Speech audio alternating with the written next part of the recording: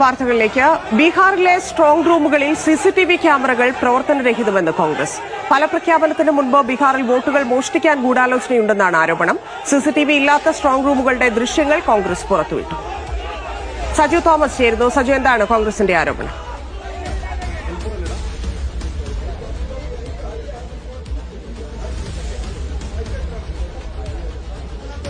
അതന്നെ പ്രധാനമായിട്ടും ബീഹാറിലെ ചില സ്ട്രോങ് റൂം, അതായത് ഈ വോട്ടിംഗ് മെഷീനുകൾ, ഇവിഎം മെഷീനുകൾ സൂക്ഷിച്ചിരിക്കുന്ന സ്ട്രോങ് റൂമുകളിലെ സിസിടിവി ദൃശ്യങ്ങൾ അപ്രത്യക്ഷമായി എന്നുള്ള ആരോപണം, അതിന്റെ ദൃശ്യങ്ങളടക്കം പങ്കുവച്ചാണ് ഇപ്പോൾ കോൺഗ്രസും ആർജെഡിയും രംഗത്ത് വന്നിരിക്കുന്നത്. മുസാഫർപൂർ, ബദൽപൂർ അടക്കമുള്ള സ്ഥലങ്ങളിലാണ് ഇത്തരം ആരോപണം പ്രധാനമായിട്ടും ഉന്നയിച്ചിരിക്കുന്നത്. ഇവിടുത്തെ ചില ഈ ദൃശ്യങ്ങൾ കാണുന്ന പോലെ ടിവികളിലെ സിസിടിവി ദൃശ്യങ്ങൾ കാണുന്നില്ല.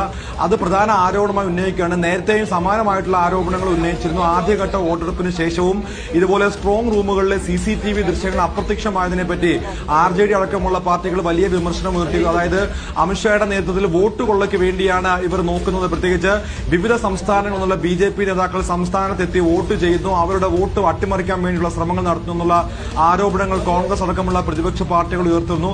അത് സാധൂകരിക്കുന്ന ചില തെളിവുകളടക്കമാണ് ഇപ്പോൾ പുറത്തു വന്നിരിക്കുന്നത്. ഈ സ്ട്രോങ് റൂമുകളിലെ സിസിടിവി ദൃശ്യങ്ങൾ അത് അല്പസമയത്തേക്ക് അപ്രത്യക്ഷമാകുന്നു, വീണ്ടും തിരിച്ചു വരുന്നു, വീണ്ടും മണിക്കൂറുകളോളം സിസിടിവി ദൃശ്യങ്ങൾ അപ്രത്യക്ഷമാകുന്നതിന്റെ ദൃശ്യങ്ങളും അതോടൊപ്പം തന്നെ ഇതിന്റെ വീഡിയോകളടക്കം പങ്കുവെച്ചുകൊണ്ടാണ് ഇപ്പോൾ കോൺഗ്രസും ആർജെഡിയും വലിയ ആരോപണം ഉയർത്തിയിരിക്കുന്നത്. പ്രധാനമായിട്ടും തേജസ്വി യാദവ് ഉയർത്തുന്ന ആരോപണം അമിത്ഷായുടെ നേതൃത്വത്തിൽ വിവിധ സംസ്ഥാനങ്ങളിലെ ബിജെപി നേതാക്കൾ സംസ്ഥാനത്തെത്തി ബീഹാറിലെ വോട്ടുകൾ അട്ടിമറിക്കാനുള്ള ശ്രമമാണെന്നാണ് ആരോപിക്കുന്നത്. എന്തായാലും ഇനിയിപ്പോൾ വോട്ടെണ്ണാൻ മണിക്കൂറുകൾ മാത്രമാണ് ബീഹാറിൽ ബാക്കിയുള്ളത്. 38 സംസ്ഥാനങ്ങളിലായി 243 മണ്ഡലങ്ങളിലാണ് വോട്ടെടുപ്പ് പൂർത്തിയായത്. എന്തായാലും ഈ വോട്ടെടുപ്പിന് മണിക്കൂറുകൾ ബാക്കി നിൽക്കെ ബീഹാറിലെ പല പോളിംഗ് ബൂത്തുകളിൽ, അതായത് ഈ